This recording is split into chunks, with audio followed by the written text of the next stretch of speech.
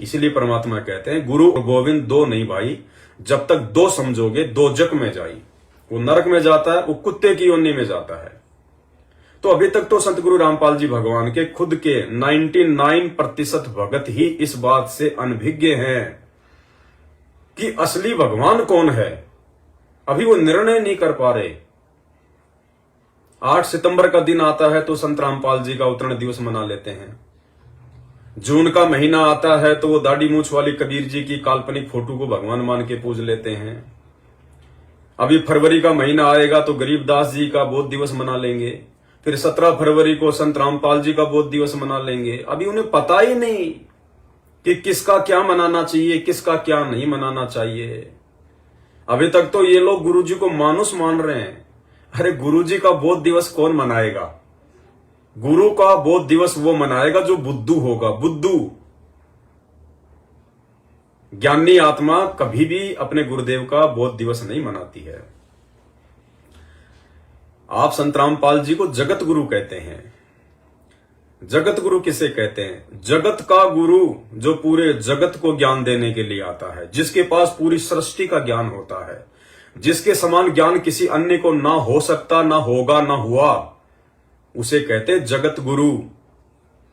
और आप 17 फरवरी के दिन चंद लोगों के कहने पर, चंद मूर्खों की कॉपी करते हुए जो गुरु को मानुस मानते हैं, उनके पीछे पीछे भेड़ चाल में चलते हुए आप भी संत रामपाल जी का बोध दिवस मनाने पहुंच जाते हैं उन फर्जी सतलोक आश्रमों में।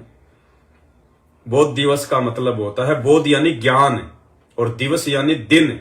जिस दिन किसी व्यक्ति को आध्यात्मिक ज्ञान होता है वो दिन बोध दिवस के रूप में मनाया जाता है। अब एक तरफ तो आप संत रामपाल जी को जगत गुरु कहते हैं, महाज्ञानी कहते हैं, तत्वज्ञानी कहते हैं, और दूसरी तरफ आप ये भी मानते हैं कि 17 फरवरी 1988 को संत रामपाल जी ने स्वामी रामदेवानंद जी महाराज जी से नाम दीक्षा लेके ज्ञान प्राप्त किया। उससे पहले संत रामपाल जी को आध्यात्मिक ज्ञान का कै भी नहीं था। बोध दिवस मनाने का मतलब ये होता है। तो भाई फिर आप उनको कैसे जगत गुरु कह रहे हैं? आप उनका बोध दिवस भी मना रहे हैं, उनको जगत गुरु भी कह रहे हैं। अगर जगत गुरु कह रहे हो तो बोध दिवस मत मनाओ, और बोध दिवस मना रहे हो तो फिर आप उनको जगत गुरु मत कहो, क्योंकि जगत गुरु का बोध दिवस नहीं मनाया जाता। अरे किसी दूसरे से ज्ञान प्राप्त करके जो आगे ज्ञान देता है वो जगत गुरु नहीं होता। जगत गुरु वो होता है जिसका ज्ञान खुद का हो, जिसका स्वयं का ज्ञान हो, जिसको किसी अन्य से ज्ञान प्राप्त करने की जरूरत ना पड़े, जो सबको ज्ञान दे, उसको कहते हैं जगत गुरु। तो संत रामपाल जी का जो भी व्यक्ति बोध दिवस मनाता है या आगे मनाएगा, वो सबसे बड़ा बुद्धू कहलाएगा आने वाले भक्ति इतिहास में। और ये दया देखो परमपिता परमेश्वर जी ने आप और हम सत्सेवक भाई बहनों पे बख्शी है।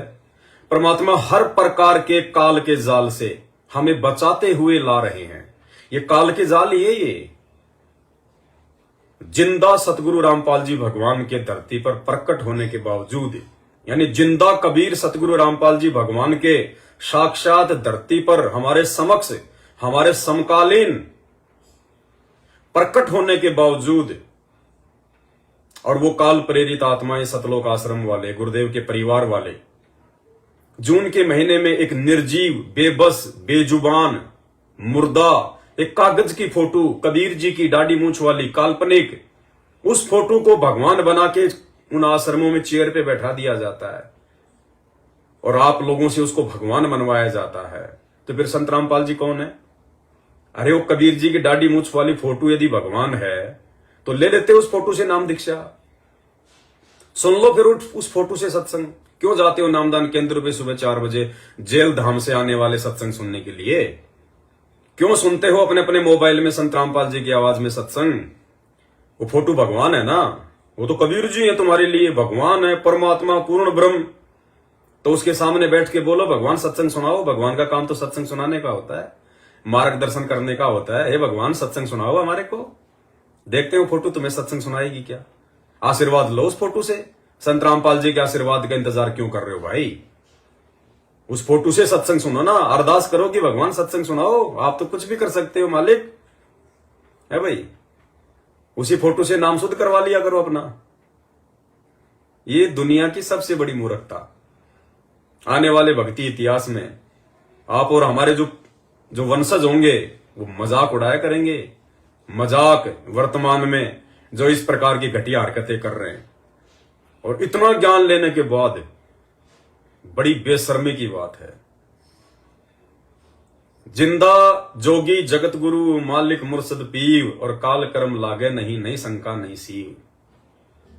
ये जिंदा जगत गुरु धरती पर, ये जिंदा कबीर हमारे सामने हमारे गुरु के रूप में धरती पे प्रकट है, और इसके रहते सहते इसी के सामने और एक कागज की फोटो को भगवान मान के पूज रहे हैं। ये अपने गुरुजी की बेइज्जती करना होता है, गुरुजी की बेइज्जती करना।